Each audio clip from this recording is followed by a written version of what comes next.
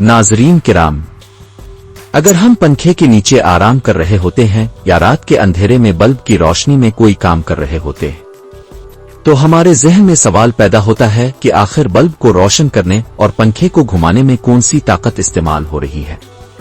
तो हम सब का जवाब यही होगा कि बिजली। लेकिन किसी पंखे अदेव कामत मशीनों को घुमाने वाली ये बिजली एक ऐसी मखलूक को छूने तक का नाम नहीं ले रही जो एक मासूम मखलूक है। जी हां, हम बात कर रहे हैं हाई वोल्टेज बिजली के तारों पर बैठे परिंदे। तो चलिए जानने की कोशिश करते हैं कि आखिरकार परिंदे हाई वोल्टेज बिजली के तारों पर कैसे बैठ पाते हैं। दरअसल बिजली हमेशा ऊंची वोल्टेज से नीची वोल्टेज की तरफ बहती है। जब परिंदा सिर्फ एक ही तार पर बैठता है और उसका जिस्म जमीन आ दूसरी तार से नहीं जुड़ता, तो बिजली को बहने का रास्ता ही नहीं मिलता।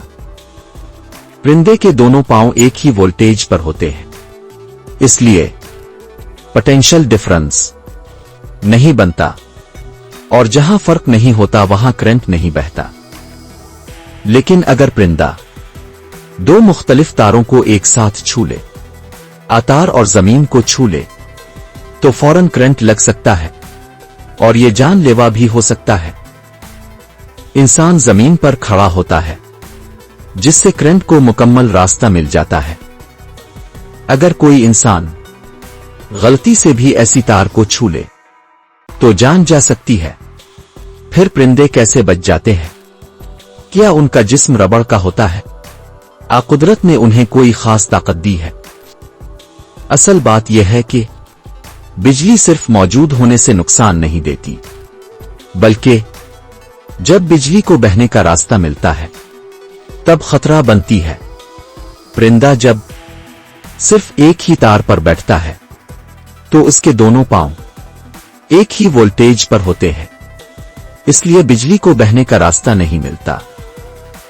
करंट बहने के लिए दो चीजें जरूरी होती हैं, वोल्टेज का फर्क और मुकम्मल रास्ता। परिंदे के जिस्म में वोल्टेज का फर्क पैदा ही नहीं होता, इसलिए करंट नहीं गुजरता और परिंदा महफूज रहता है। यह सब हमें यह सिखाता है कि कुदरत के हर निजाम के पीछे एक जबरदस्त साइंस छपी हुई है, जो बज़ाहिर नजर नहीं आती मगर हकीकत में बहुत मजबूत होती है। अब आप जान गए परिंदे बिजली की तारों पर क्यों नहीं मरते। अगर आपको यह वीडियो पसंद आई हो तो लाइक करें, चैनल को सब्सक्राइब करें और कमेंट में बताएं आप अगला कौन सा साइंसी राज जानना चाहते हैं।